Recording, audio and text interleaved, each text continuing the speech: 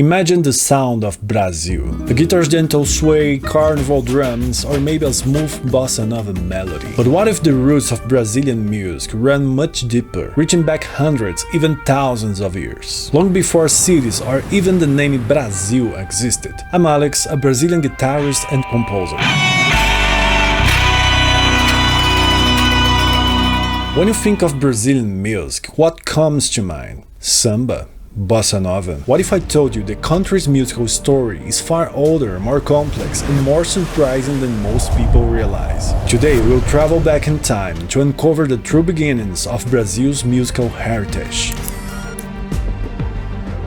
But who exactly lived here before 1500 AD, the year the Portuguese arrived and colonization began? An extensive and expressive population spanned this vast land, full of distinct peoples, each with their own cultures and ways of celebrating life, including, of course, music. If a group of people lives together, they inevitably share their histories through song. Isn't this something all societies have in common? But let's pause. Did you know Indian is just a generalization? Brazil was never home to a single society. In fact, before the devastation brought by colonization, around 1,000 different indigenous nations lived here, totaling an estimated 5 million people. And back then, this wasn't even Brazil. It was known as Pindorama, the land of palm trees, just one of many names for this immense territory. With more than 8.5 million square kilometers, Brazil is the fifth largest country in the world. So while indigenous groups sometimes interacted, they were never just one people. There was an amazing diversity, which history often erases. So what remains of all this diversity? What is left of Brazil's original peoples? Sadly, the process of land loss and cultural erasure didn't stop with the colonial period. Even today, the dispossession of indigenous lands for natural resource exploitation continues to threaten their survival. For example, if you've seen the Brazilian film Still Here, Ainda Estou Aqui, directed by Walter Salles, you might remember Eunice Paiva, brilliantly played by Fernanda Torres, one of Brazil's pioneers in defending indigenous rights. To grasp the scale of what's been lost, of the 1,500 ethnicities from before colonization, fewer than 305 remain, with a combined population of only about 1.6 million. That's less than 1% of Brazil's entire population. The three largest groups, the Guarani, found mainly in the south and southeast, the Ticuna from the upper Amazon, and the Caingang, also in the south and southeast, together comprise only around 100,000 people.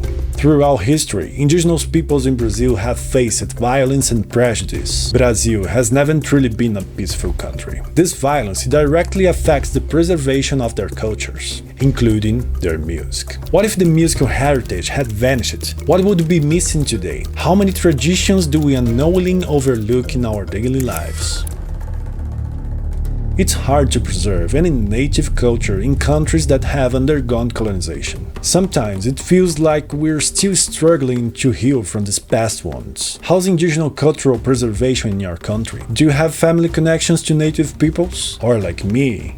Are you a product of migration, with traditions and perspectives inherited from faraway lands? Migration is about more than just people. It's about the ways they see and interpret the world. To understand indigenous Brazilian cultures, we need to step outside the rigid frameworks of European tradition. Take writing, for instance. It wasn't based on phonetics, but on ideograms. There was no system for writing down music like sheet music. Instead, stories, traditions, and songs were passed down orally. Every generation would naturally add or reinvent details. Think about it. After you've heard or read a story, unless you make an effort to memorize it word for word, you retell it in your own way. Now imagine this result multiplied over thousands of years. That's how tradition survived. So actual records of indigenous music only began decades after the first audio recordings. Still, with great effort, today's indigenous peoples strive to preserve and share their traditions. Every song that survives is a small miracle,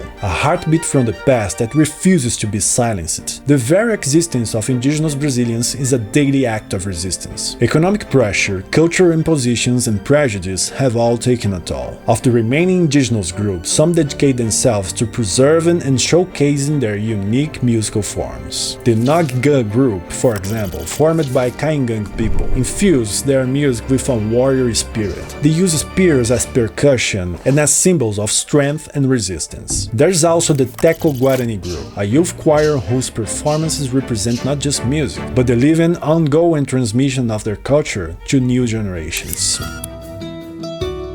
Across centuries, Brazilian society has found countless ways to absorb indigenous culture. One persistent myth is to reduce indigenous people to folklore, colorful costumes, legends, and stories divorced from real life. But how fair is that? Imagine if someone called the faith of Christians mere myth. Wouldn't that be offensive? The same applies to all cultures and beliefs. Maybe it's time to stop viewing other cultures as wrong. Right and wrong are defined by our own worldview, not universally.